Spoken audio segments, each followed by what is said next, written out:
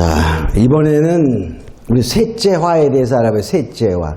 그러면 첫째 화는 뭐였죠? 다섯째 천사가 나팔불매 그랬어요. 둘째 화는 여섯째 천사가 나팔불 때. 그럼 셋째 화는 뭘까요? 일곱째 천사가 나팔불매 이렇게 말이 나와야 돼요. 그럼 그것이 어디에 나오냐 보면요. 요거는 조금 더 이렇게 깊이 성경을 읽어야지 볼 수 있는데 11장 15절을 보면요. 일곱째 천사가 나팔불매 하늘에 큰 음성이 나서 가로되 세상 나라가 우리 주와 그리스도의 나라가 되어 세세토록 왕노하리로다. 셋째 화를 말 안 하네? 이렇게 돼요. 근데 이건 뭐냐면 일곱째 천사가 나팔불 때 정말로 온 세상이 이제 하나님 나라가 되는데 그 전에 될 일을 아직 말하지 않고 있어요. 왜냐하면 이 일곱째 천사가 내릴 때 그래서 이것을 좀 더 구체적으로 15장을 가보면 15장에 보면 15장 1절에 보면 하늘에 크고 이상한 다른 이적을 보매 일곱 천사가 일곱 재앙을 가졌으니 마지막 재앙이라 하나님의 진노가 이것으로 마치리로다. 일곱의 천사가 나팔 불 때 일곱 재앙은 하나님의 마지막 진노의 심판인데 11장 15절에서는 표현을 그걸 빼놓고 그 다음에 이루어질 것을 먼저 말한 거예요.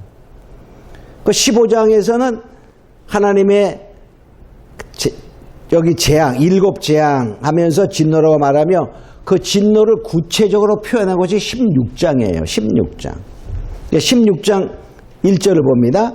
내가 들으니 성전에서 큰 음성이 나서 일곱 천사에게 말하되 너희는 가서 하나님의 진노의 일곱 대접을 땅에 쏟으라.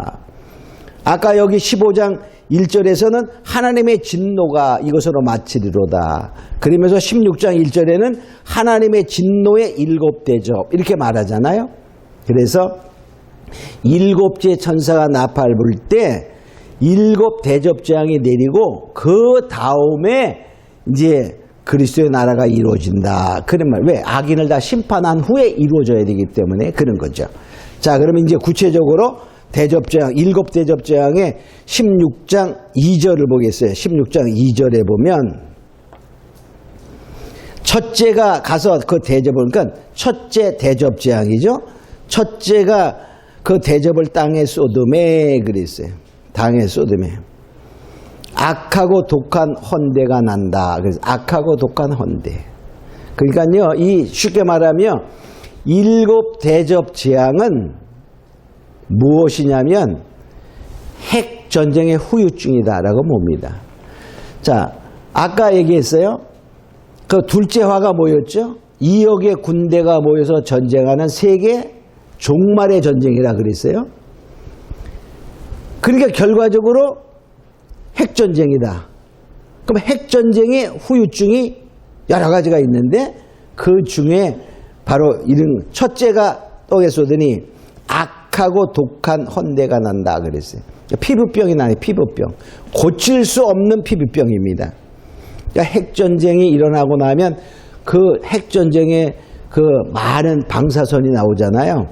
이제 그런 것 때문에 바로 피부가 다 상하는 거예요. 독한 헌대가 난다 이렇게 말해요. 그러니까 이것은 치료할 수 없는 그런 형벌의 재앙임을 알 수 있어요. 또 둘째, 그 다음에 여기 3절을 봅니다. 둘째가 대접을 바다에 쏟았다. 바다에 쏟았다는 말은 세상에 쏟았다 그런 말이죠. 바다는 세상을 의미하게 됩니다. 그러니까 바다에 쏟으니까 바다의 생물이 죽잖아요. 자, 그런 것처럼 온 인류가 세상의 인류들이 죽어감을 의미하게 되는 거예요. 그러니까 핵전쟁이 일어나면 즉사 인구가 뭐라 그랬죠? 20억이 넘는다 그랬어요. 3분의 1. 그 다음에 또 얼마 있다가 죽어가는 사람들이 그렇게 되는 거예요. 그래서 3분의 1을 멸절하고 그런 말이 나오는 거죠. 자, 그 다음에 봅니다. 자, 셋째 대접이면 4절에 보니까 셋째가 대접을 강과 물과 근원의 소돔에 피가 되더라. 강은 뭐죠? 우리가 먹는 식수를 공급하는 그러한 중요한 생명을 유지하는 데 필요한 거예요. 근데 그 피가 돼. 먹을 수가 없어요. 그 말은 모든 물이 피가 되니까 결과적으로 사람들이 해를 받게 되는 것처럼 이것은 다름 하는 말로 말하면 성도의 피에 대한 신원. 우리가 성도들이 그러잖아. 하나님, 그 순교자들이 우리의 이 피값을 언제 신원해 주시겠습니까? 이렇게 물어볼 때 잠깐 기다려. 더 많은 순교자, 너의 친구들, 순교자들이 찬 후에 이루어질 거야. 이렇게 말하는 것처럼 바로 이제 피에 하나의 신원을 하시는 그런 모습이다. 이렇게 볼 수 있어요. 자, 또 넷째 대접을 보겠습니다. 넷째 대접. 여기 보니까 그렇게 나오죠. 6절에 보니까 성도들과 선자의 피를 흘렸으므로 저희로 피를 마시게 하는 것이 합당하니이다. 하나님이 쉽게 말하면 신원, 원수가 봐주는 그러한 모습을 보여. 그러니까 하나님은요 반드시 우리에게 뭘 해주시는 거야? 보상을 해주시는 거예요. 당분간은 원수가 이기는 것 같지만 실제는 그렇지 않다는 것이죠. 자, 8절 봅니다. 넷째가 그 대접을 쏘돔에, 넷째 재앙이죠. 해의 소돔에 해가 권세를 받아 불로 사람을 태우고 그랬어요. 자, 해가 권세를 받아 해가 더 뜨거워진다. 그러면 해가 뜨거워진다. 저 칠판 좀 갖다 주세요. 칠판을. 자, 근데 이 핵전쟁, 이 세계 전쟁이 나면 뭐가, 여러분 핵 폭발하는 거 봤죠? 핵이 막 폭발되면은 어떤 것이 일어나요? 팍! 하고 먼지 같은 분진이 엄청나게 올라가죠? 이게 됐습니다. 자, 그러면 이 핵전쟁이 일어났을 때 아주 먼지 분진이 확 올라가서 그것이 하나만 터져도 엄청난데, 하나만 터져도 엄청나. 아주 옛날에 일본의 히로시마 나가사키에 떨어졌던 폭탄은 아주 소형 폭탄입니다. 지금은 그런 거에 몇백 배 되는 그런 위력을 가진 포탄이 많지요. 근데 그때도 그 작은 것이 하나 떨어졌는데도 거기에서 막 30km 밖까지 싹 초토화되는 거야. 그 밖에 사람들도 막 죽고. 자, 그 분진이 꽉 찹니다. 세계에서 그런 것들이 터져나게 되면 어떻게 될까요? 온 세계가 첫째 암흑세대가 됩니다. 암흑세대. 그러면 이제 그리고 한두 달 지나 그러면 그 분진 먼지가 어떻게 될까요? 이게 내려앉아. 그 내려앉는 동안에 공중에서 일이 벌어지는 거야. 무슨 일이 벌어지냐면, 자, 이제 이게 많이 폭탄이 폭발할 때 거기에 발생하는 것이 뭐가 있냐면 많은 일산화탄소가 발생이 돼요. 일산화탄소. 자, CO라 그래, CO. 이게 산소거든요. 이거 산소가 하나밖에 없는 C는 탄소야. 일산화탄소.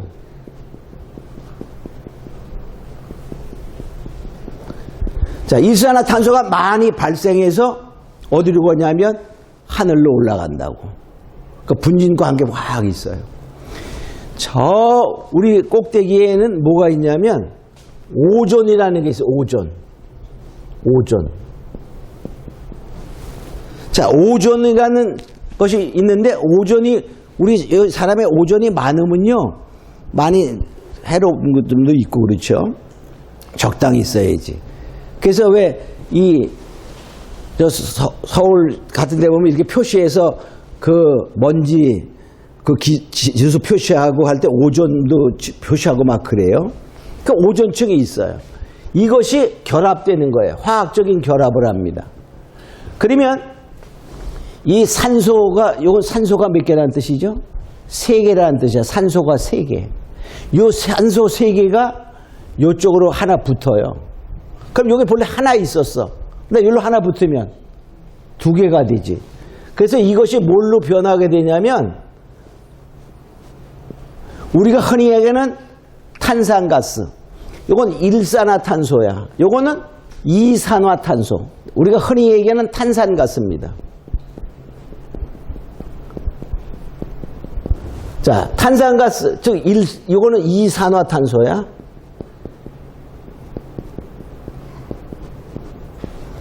자, 그리고 여기에서 산소가 하나 뺏겼어. 뺏기니까 뭐 되는 거야?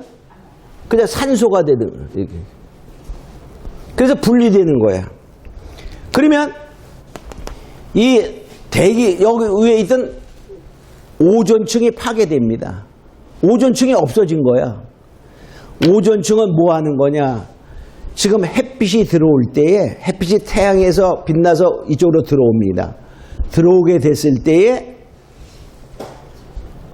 적당한 자외선, 적외선이 거기서 흡수되고 우리에게 필요한 양만큼만 딱 와서 살기에 좋게 만들어주는 게 오존층입니다. 그래서 그러니까 오존층이 파괴되면 그냥 오는 거예요. 그냥 오니까 어떻게 돼? 그 자외선, 적외선이 강하게 오면서 피부가 막 망가지는 겁니다. 피부가 타는 거야, 타.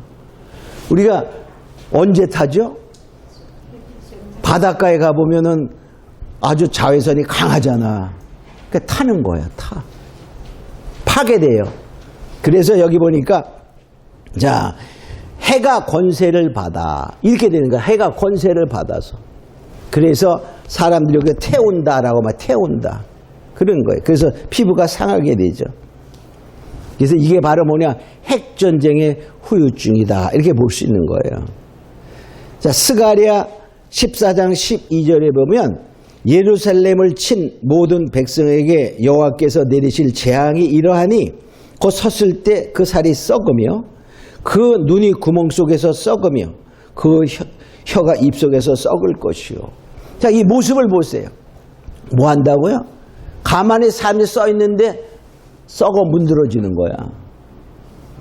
이게 바로 핵전쟁의 후유증이다. 이렇게 이걸 갖다 과학적으로 보면 이렇게 표현할 수 있다. 그런 말입니다. 그러니까 과학이 발달하면 하나님의 존재, 하나님의 이 우주의 질서 이런 것이 일부가 파악되는 거예요. 자, 그 다음에 10절을 봅니다. 10절. 자, 여기 9절에 보니까 그렇게 크게 태워진지라, 그러니까 타진다는 거야.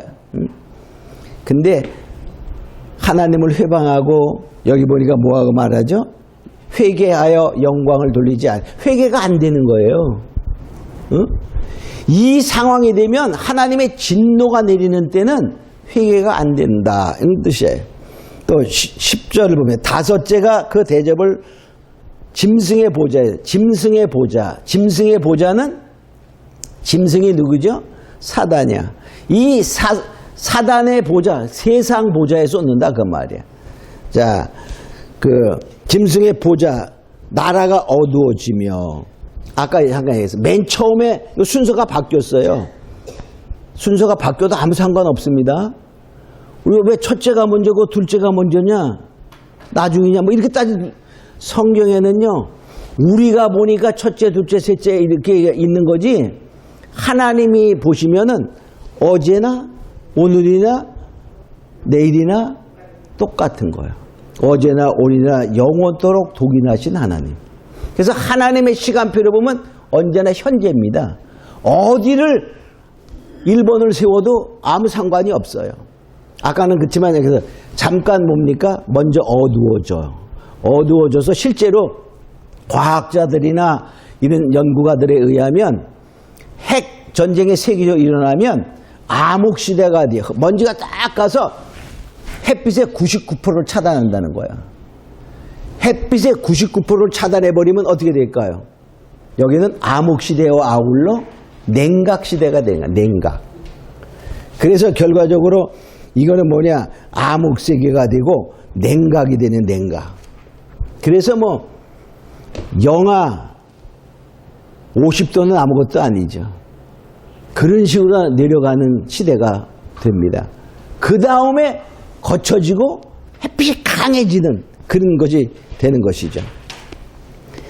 자, 그 다음에 봅니다. 여섯째 대접을 쏟는. 자, 여섯 번째 12절. 12절. 여섯째가 그 대접을 유브라다 강가에 쏟음에 강물이 말라서 동방에서 오는 왕들의 길이 예비되더라. 자, 여기 봅니다. 지금은 무엇이 없는 시대라 그랬죠? 하나님의 은혜가 없는 시대야. 진노가 내리는 시대야. 그때 큰 강 유브라다에 쏟음에 강에 쏟았다. 자, 강물이 말라서, 그러니까 강물이 마른다는 말은요, 하나님의 은혜가 전혀 없다. 이렇게 생각하면 됩니다. 동방에서 오는 왕들의 길이 예비되더라. 그러니까 뭐냐, 하나님의 은혜가 없어서 하나님을 반대하고 그런 일에 아주 하나가 되는 걸 말하는 거예요. 자, 동방에서 오는 길이 예비되더라. 내가 봄에 개구리 같은 새 더러운 영, 용의 입과 짐승의 입과 거짓 선자의 입에서 나오니. 자, 그런데 여기서 보니까 강들이 말라. 하나 은혜가 전혀 없는데 거기에 나타나는 사상의 말들은 다 개구리 같은 영에 의한 것인데, 개구리는 뭐죠? 개구리는 땅에서도 살다가 물에서도 살다가 막 그런 거야. 그러니까 결과적으로 이건 이중적인 것을 말하는 거예요. 거짓자들은 다 이중적입니다. 앞에서는 아주 착하고 좋은 것 같이 말하지만 뒤에는 다 다르죠. 이게 거짓자의 특성이에요. 저 개구리 같다 그런 말이에요. 개구리. 자, 그래서 자, 이들도 뭐냐? 근데 많은 뭐 능력이 나타나는 거죠. 능력이 나타나. 여기 보니까 이적을 행하여. 그래서 이들은 귀신의 영인데 이적을 행한다. 귀신들도 이적을 많이 행하죠. 자, 데살로니가 후서 2장 9절로 10절에 보면 악한 자의 임함은 사단의 역사를 따라 표적과 거짓 기적과 불의의 속임으로 멸망한 자들에게 임하리니. 그러니까 악한 자도 표적과 기적을 통해서 모으는 것을 볼 수 있다. 이렇게 말할 수 있어요. 자, 그런데 여기서 보면요. 이들이 그래서 이런 거를 통해서 다 하나가 되는 거예요. 하나의 은혜가 전혀 없는 속에서 하나가 되어가지고, 여기 보니까 이렇게 말하죠. 큰 날에 전쟁을 위하여 그들을 모으더라. 자, 전쟁을 위하여 그들을 모았어요. 근데 그 모은 곳이 어디죠? 16절에 보면 아마겟돈이라는 하는 곳으로 그 왕들을 모으더라. 자, 아마겟돈이라는 곳으로 그들이 다 모아. 근데 지금요, 잘 보세요. 보통 아마겟돈 전쟁 이렇게 말하면서 세계 3차 대전 일어나는 그런 걸 아마겟돈 전쟁으로 말하는 사람이 상당히 많아요. 근데 그렇지 않아요. 잘 봐야 돼. 여기 지금은 무슨 시대야? 하나님의 진노가 쏟아지는 시대에 하나님의 은혜가 없어. 그래서 악의 사상으로 하나가 되는 거야. 용, 짐승, 거짓자, 다 귀신의 영들로 하나가 되어서 모입니다. 근데 다 모여. 어디로? 아마게돈으로 모입니다. 그럼 지금 아마게돈에 누가 있죠? 핵 전쟁으로 인하여 많은 사람이 죽었어요. 약 3분의 2가 죽었어요. 남아있는 자들 중에서 다 악의 사상을 갖고 아마게돈으로 모이는 겁니다. 자, 그럼 아마게돈에 모였어. 자, 하나님하고만의 전쟁을 하려고 모인 거예요. 그죠? 여기 보니까 전쟁을 위하여 14절 하반절에 그들을 모은데 아마게돈으로 모였다. 그런 말이에요. 그러면 자, 지금 이제 전쟁 시작하려고 그래. 하나님이 그냥, 하나님은 어떤 분이시죠? 사단하고 싸움의 대상이 될까요, 안 될까요? 안 되는 거예요, 안 되는 거예요. 근데 막 3차 대전 막 벌어지면서 아마게돈 전쟁이라고 말하는데 그게 아니라 아마게돈은 뭐였어? 지금 하나님이 모략입니다. 그들이 다 하나가 돼서 아마게돈을 아마게돈은 성경에 사사기에 나오는 무깃도라는 곳인데 뜻은 살육의 산이다 이런 뜻이에요. 자, 그런데 그 다음에 어떻게 돼? 하나님이 지금 한 방에 쓸어버리는 거예요. 한 방에. 자, 그게 7대 재앙입니다. 자, 17절 봅니다. 7제가 그 대접을 공기 가운데 쏟음에 큰 음성이 성전으로부터 보좌로부터 나와 가로되 되었다 하니 그랬어요. 자, 공기 가운데 쏟아졌다는 말은 그냥 우리가 이 공기, 세상에 다 공기가 많죠? 다 이 아마게돈에다 모아놓고 확 쏟아버리는 거야. 그 쏟아버리는데 즉 세상에 쏟는 것이죠. 자, 큰 지진이 나고 여기 보니까 18절에 큰 지진이 난다 그랬어요. 지금까지 없던 지진이야. 그러니까 지금 뭐 지진이 좀 뭐 7점 몇 도 나도 엄청나죠. 그죠? 옛날에 2011년도에 그 요새 하도 문제되는 일본의 헤일 난 거, 그 수많은 사람 죽었잖아요. 그때 진도 11이라고 말했어. 저 바다에서 났는데 엄청난 헤일을 통해서 수많은 사람이 죽고 원전이 터지고 막 그랬죠. 그런 것도 비교 안 된다 그런 말이에요. 그런 엄청난 큰 지진이 일어나서 세상이 세 갈래로 갈라지는 거예요. 그러니까 이게 말이죠. 큰 지진이 나서 이렇게 말해요. 큰 성, 이것은 온 세상의 바벨론 성을 말하는 거거든요. 세 갈래로 갈라져 무너지니 만국, 여기 보니까 의성이 다 무너지니까 온 세상이 무너지는 지진이다 그렇게 말해요. 큰 성 바벨론이 하나님 앞에서 기억하신 바 되어 그의 맹렬한 진노의 포도주잔을 받음에, 그러니까 온 세상이 그냥 멸망시키는 그러한 지진이다 이렇게 볼 수 있어요. 그 다음에 또 무슨 재난이 일어나냐면 자, 섬도 없어지고 산악도 없어지고 이렇게 말해. 그러니까 온 세상에 완전히 멸망받는 그러한 사건이 7째 대접자입니다. 또 우박이 내리는데 얼마큼 내리냐면 중수가 그 무게가 1달란트나 되는 우박이 내린다. 그래서 우박이 1달란트나 되는 우박이니까 얼마의 정도의 무게? 1달란트는요 약 32.5kg야. 어린 아이들 같은 큰 한 3학년 4학년 되는 그런 아이들입니다. 그렇게 그러니까 얼음 덩어리만 하면 이만한 덩어리야. 이런 얼음 덩어리가 떨어져. 그럼 어떻게 될까요? 우리가 요 골프공만한 조그만 것이 막 떨어지는 가끔 있어요. 그러면 자동차가 다 파괴되는 거야. 그러니 그런 우박이 떨어진다면 어떻게 될까요? 이 건물 그냥 가루됩니다. 온 세상 건물 다 파괴되는 거야. 응? 그런 큰 아주 우박도 내린다 이렇게 말하죠. 그러니까 지금까지 일어났던 지진은 부분적인 지진이라면 그때는 아주 세상이 다 망하는 지진이 일어난다 하는 것을 볼 수 있죠. 하나님의 우박도 하나님은 다 전쟁의 도구로 사용하시잖아요.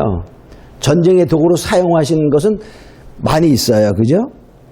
자, 욥기서 38장 21절로 23절에 보면 하나님이 전쟁을 위해서 우박 창고에 우박을 준비해 놓았다 그렇게 말했어요. 근데 우리가 과학적으로 생각하면 공기가 올라가서 뭐 얼어가지고 내려오고 막 그런 거지만은 그거 다 하나님이 그 자체가 하나님이 뭐라고? 창고야. 우박 창고. 우리가 과학으로 생각하니까 자꾸 과학이 이렇게 됐으니까 이렇지. 그게 아니라 그건 우리가 해석하는 우리가 그 다음에 결과를 보고 유추해낸 그러한 과학의 설명이지 실제는 하나님이 다 주관하는 거예요. 왜 그러냐면요. 이 우리가 우박이나 이런 어떤 지진이나 이런 것도 그러면 지진 나면 뭐 용암이 끓어가지고 뭐 어떻게 해가지고 그 말도 우리의 입장에서 보면 맞아요. 근데 아무리 끓어도 하나님이 안 뚫으면 날까 안 날까? 안 나는 거야. 그걸 알아야 돼요. 자, 지금 기후 때문에 온 세계가 온난화를 안 시키지 않아야 된다. 즉 탄소 배출을 적게 해야 된다. 탄소를 많이 배출하니까 막 온실가스가 생겨나서 빠져나가지 못해가지고서 막 이렇게 뜨거워져가지고서 비도 많이 오고 태풍 불고 뭐 막 그런다고 그 사람들 설명을 보면 맞아요. 우리의 지식 안에서 맞아. 인간의 지혜의 지식 안에서 그 말이 맞습니다. 틀리다는 말이 아니야.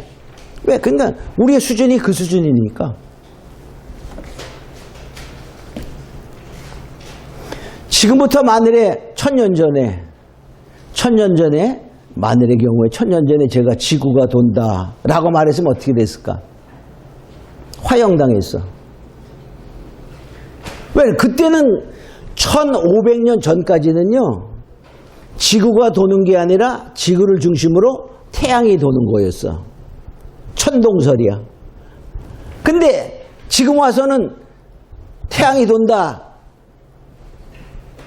만약 지구는 가만히 있고 그렇게 말하면 바보 자식 그런다고. 그죠? 왜? 지식이 고깃값이 없었으니까. 자, 그래서 우리가 과학으로 설명하는 것은 현재 우리가 알고 있는 지식은 맞습니다. 자, 그러나 우리가 한번 생각해보세요. 기후 때문에 그래요. 지금 막 온난화되는 거 보니까 기후가 탄소를 많이 배출해서 이 안에 뜨거워져서 물이 막 올라가서 거기에서 막 식어가지고 내렸을 때 쏟아지니까 엄청난 비가 오고 막 그런다고. 맞아. 그 말이 맞아. 근데 지금부터 약 10여 년 전에는요. 기후운동하는 사람들 중에서 수많은 사람들이 남극의 오존층이 뚫어졌다. 반쯤 뚫어졌다. 정말 그래서 막 남극의 오존층을 이게 뻥 뚫는 거를 막 보도하고 그랬어요. 그럼 그때보다 산소를 더 많이 배출했거든 지금요. 더 배출하면 구멍이 어떻게 됐을까? 더 커져야지 정상이야. 우리의 지식으로. 근데 지금 남극의 오존층이 뚫어져 가지고 탄소 배출하지 않아야 됩니다 라고 말하는 사람은 한 사람도 없어. 왜? 모르게 그냥 남극의 오존층에 막혀버렸어요. 그럼 우리의 지식 가지고는 뚫어져야 돼. 그러니까 지금 우리가 탄소가 많이 배출돼 가지고 막 장마지고 홍수나고 태풍 불고 그런다라고 말하면 지금은 맞는 것 같지만 어느 시간에 보면 그 오존층과 같은 오류를 범할 수 있는 거예요. 그 오존층이 왜 막혔냐? 설명하는 사람 한 사람도 없어요. 그렇게 된 것을 생각해 본다면 우리의 지식은 한계성이 있어요. 하나님이 주관하신다. 할렐루야. 그래서 하나님이 주관하신다. 우리가 이런 것을 알고 우리가 가야 됩니다. 그래서 바로 이러한 아까 일곱째 계시록 11장 15절에는 일곱 천사가 나팔을 불게 될 때에 그리스도 나라가 되어 그랬잖아요. 근데 그것이 뭐냐면 이러한 일곱 대접 재앙이 다 내린 다음에 세상이 심판됐죠. 다 망해서 아주 그냥 쑥대밭이 된 거야. 쑥대밭이. 그러면 어떻게 될까? 하나님이 잘 정리하는, 그래서 새하늘과 새 땅을 창조하시는 거야. 그리고 그리스도 나라가 되어 이렇게 되는 것입니다. 그래서 그게 바로 일곱째 천사가 나팔 불 때에 순차적으로 일곱 대접장이 내리고 그리고 새하늘과 하나님이 새 땅을 창조하여 그리스도가 나라가 되어 천년 동안 왕노릇하는 시대가 된다라고 이렇게 말해야지 순차적으로 맞는데, 이 말씀은 비밀의 책이기 때문에 그냥 너무 쉽게 비밀을 아주 쉽게 쓰는 경우는 드물잖아. 그죠? 그 깨닫는 사람을 알도록 쓰기 위해서 이게 비밀의 책인 거예요. 그래서 우리가 예수님이 하나님의 비밀이잖아요. 골로새서 2장 2절에 보면 하나님의 비밀인 그리스도 이렇게 말하는 거예요. 예수가 비밀이었어요. 초림 예수도 비밀이었어요. 그래서 서기관이나 바리새인이나 제사장들이 그렇게 주님을 기다렸지만 못 알아봤어요. 비밀이기 때문에. 마지막에 다시 오실 재림의 주님도 비밀 속에 있는 거야. 그리스도는 비밀이다 그 말했거든요. 이 복음이 비밀이야. 그래서 우리가 이런 것을 말씀 속에서 잘 깨달아 아는 자가 돼야 될 줄로, 그래야만 우리가 뭐가 되냐, 하나님의 비밀을 맡은 자가 되는 것입니다. 우리 셋째와 거기까지 하고 혹시 질문 있으신가요?